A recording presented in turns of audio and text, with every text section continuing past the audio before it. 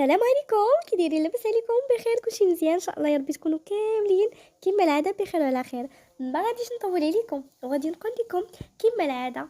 بسم الله على بركه الله. في قصتنا جديده جيت نعاود لكم قصتي، او بالاحرى مشكلتي. كما كيقولوا الحب من طرف واحد، وكيقولوا ثاني لا يطيح حبك على حجره. جيت نعاود لكم اليوم مشكلتي، غير باش تصبروني وتعطيوني النصائح ديالكم. انا عارفه راسي هاد القصه ديالي ما عندهاش حل.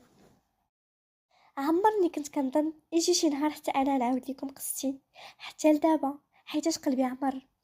هادي 8 سنين وانا كنبغي واحد الولد، كان صاحب خويا سنين هادي. منين كنت انا باقا تنقرا في ابتدائي، كنت حشوميه وخوافه، وكنت مديها في قرايتي مزيان. كنت عايشه بخير وعلى خير انا وعائلتي الصغيره اللي متكونه من جوج خواتاتي ومن خويا كبر منا كاملين.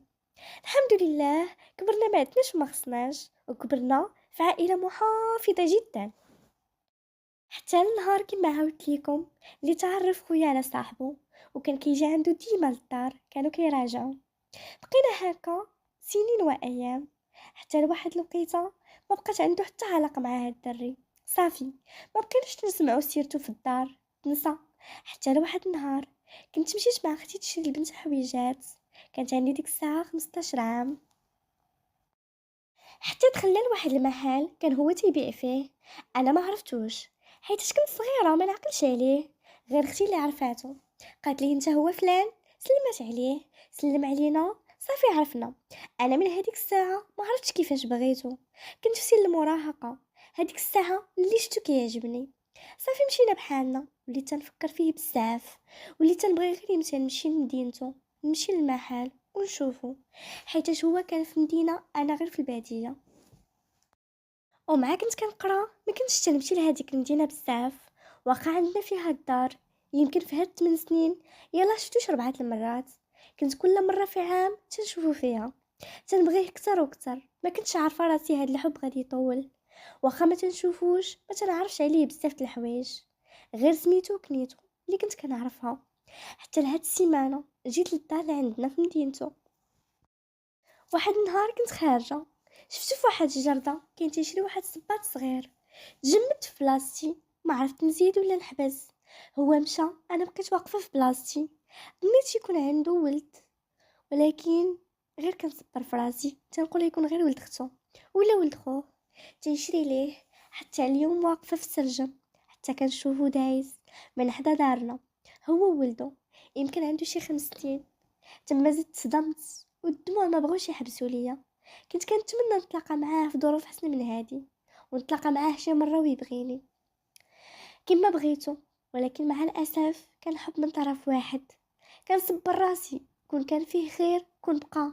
تنقول يمكن ربي حطه في طريقي هاد السنين كامله غير باش نشوفه وننساه. دابا انا عندي 22 عام وما قدرتش ننساه. كيجيو فيا خطاب وما كنبغيش نتزوج، واخا هو مزوج، وعارفه راسي ماشي ديالي، ولكن ما كنقدرش نتزوج وحيت عارفه راسي ما غنساهش. ما عرفتش هادشي واش غادي يفوت ولا غيبقى معايا ديما. الا بقى معايا ديما غيضيع عليا حياتي، وانا عارفه السيد مزوج وعنده وليد وباني اسره ديالو، وحتى انا خصني نبني اسره ديالي، ولكن ما قدرتش.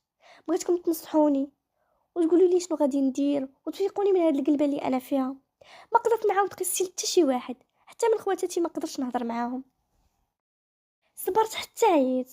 الحاجه الوحيده اللي بانت ليا نعاود قصتي لكم نتوما، وتعطيوني نتوما الاراء ديالكم، وتوقفوا معايا وديروني كي اختكم الصغيره، ولا قدكم، ولا ما عرفتش شكون اللي غيسمع هاد القصه، ولا الامهات ديالي، ولا اللي سمع هاد القصه يقول لي شنو غادي ندير. حبيباتي هنا سالت القصه ديال اليوم. نتمنى ان شاء الله ما تنساوش صاحبه القصه من الاراء ديالكم والتعاليق ديالكم الزوينه والنصائح ديالكم. بصراحه بقات فيا هاد البنيه، من عندي غنقول ليها غادي تنساي ان شاء الله وغادي ديري حياتك، حيت الوالدين ديالنا كيموتوا كنساوهم. وما بالك بانسان عرفنا غير السنقه، يعني باقي ما درنا معاه حتى شي حاجه، ما كاين حتى شي حاجه رسميه بيناتنا. أكيد غيتنسى، وإن شاء الله غادي تكوني حياتك وغتبقى هاد الشي غير تعاود وتبقاي تفكري وتقولي شنو كنت كنقول، شنو كنت كندير، هاد الشي غيتنسى إن شاء الله وربي يعوضك باللي فيه الخير. والبنات ما تنساونيش إن شاء الله يا ربي بالدعوات ديالكم